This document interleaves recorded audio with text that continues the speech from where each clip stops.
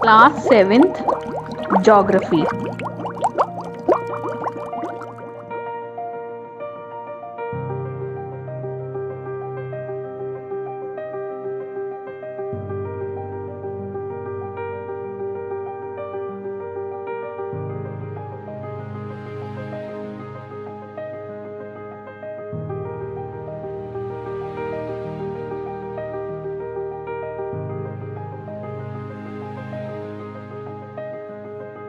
Chapter number 7, Water.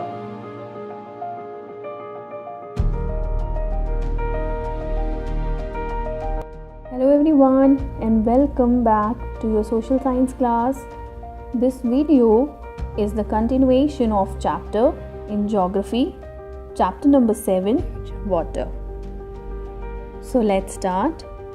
In this video we'll be studying about waves, tides, importance of tides. Moving ahead, the next topic is waves. If you have ever been to a beach, you would have seen the way the surface of the sea constantly undulates or moves up and down. The rhythmic up and down movement of water on the surface of the ocean causes waves. Waves can range in size from small ripple to massive tsunamis. In the waves, the surface water rises and falls. The actual forward motion of the water particles in a wave is limited. You can observe the phenomena with a leaf when it is floating on the surface of a still pond. Throw a stone in the water near the leaf. You'll see the waves created by the stone. They spread out in all the directions. The leaf moves up and down as the wave passes, but never moves horizontally. The leaf can be blown away by the wind, but not by the waves. As the wave moves, it forms a succession of crests and troughs. The horizontal distance between two crests or two troughs is called a wavelength, while the vertical distance from crest to trough is called wave height. Sometimes, mainly during the storms, huge oceanic waves are formed, and such waves are also generated due to earthquake or due to the volcanic eruption. These waves, they can be as high as 20 meters to 30 meters, and they are also called tsunamis.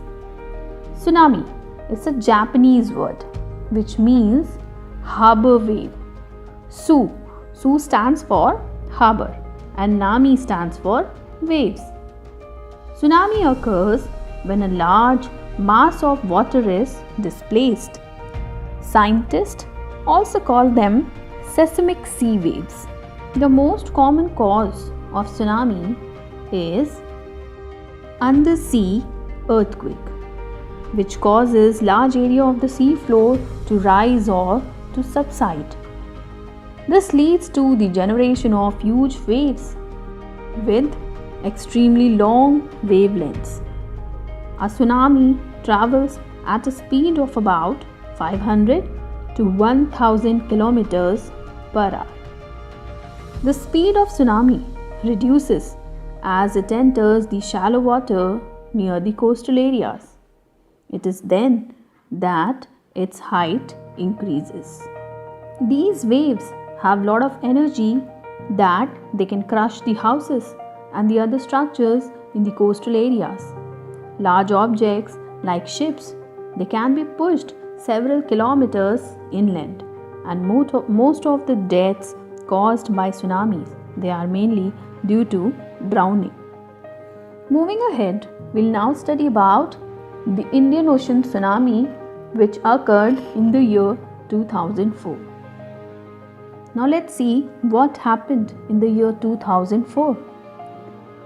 On 26 December 2004, earthquake and the tsunami that it generated across the Indian Ocean, they have been described as the worst natural disaster in recent history.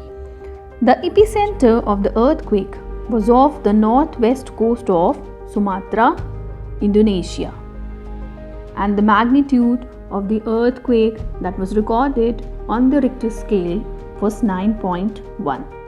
It was the third largest earthquake ever recorded after the Chilean earthquake with the Richter scale of 9.5 in the year 1960 and Good Friday earthquake with the Richter scale of 9.2 of Alaska in the year 1964.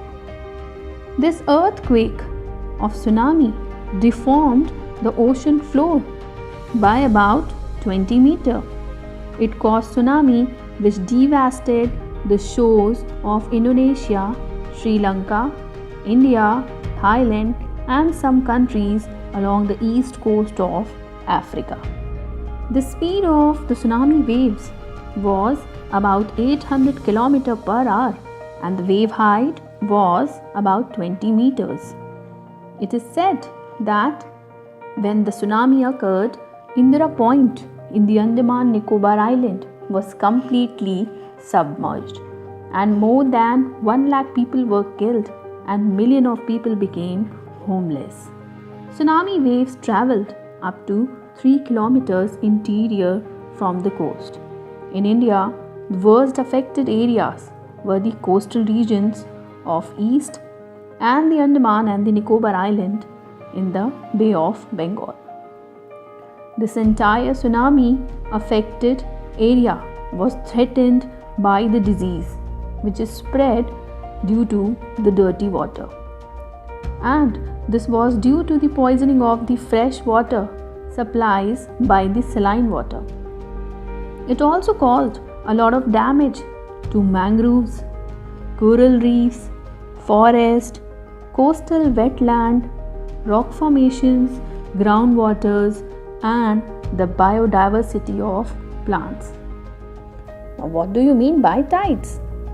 Tides are the periodic rising and falling of the sea level due to the gravitational pull of moon and sun acting on the rotating earth. The people who live near the coastal areas, they know that the sea water generally rises and falls twice every day, almost at regular intervals of time. Tides are of two types, high tides and low tides. Now, what is high tide? During high tide, the water rise in the tidal belt and rush in towards the land and flood it. During the low tide, the water level falls and the sea water recedes. The sea level rises and falls once or twice per day because of tidal action. Along most coastal areas, the sea rises 2 times and falls 2 times a day. Areas that are alternatively submerged and exposed by rising and falling tides are called tidal flats. Apart from high tide and low tide that occur each day, there are some specially high or low tides that occur during specific period of the month. They are caused by the position of sun and the moon relative to the earth. Firstly, we'll study about spring tide. There are 2 extreme positions of moon. On full moon and new moon, the sun, the moon and the earth, they are almost in a straight line. The sun and the moon, they exert a combined gravitational pull, and thus high tides, they are highest and the low tides, they are lowest. This phenomena is known as spring tides. Next phenomena is neap tide. When the sun and the moon, they are at right angle to one another, the gravitational pull of the sun on the earth partially cancels that of the moon. Such situation occur during the quarter phase of the moon twice a month. And during these periods, the high tides, they are not very high, and the low tides, they are not very low. Such phenomena is called neap tide. There is usually a 7-day interval between spring tides and neap tides. Moving ahead, we'll study about the importance of tides or the uses of tides. Tides, they help in navigation. Ships, they come into harbor during high tide as the water in the harbor becomes deeper at this time. Second importance is that tides help in preventing the siltation of harbor by clearing the sediments deposited by the rivers on their beds. High tide is also used to make common salt, as during high tide the saline water is stored in the low-lying coastal areas and it's spread out in the fields. Low tides are also used by the fishermen to go out in the open sea for fishing, and they return to the land with the incoming of high tides. The energy of the tides is used for the generation of electricity. Some of the tidal power stations have been set up in UK, Canada, France and Japan. So with this, we come to an end of this video. I hope you all have understood. Thank you.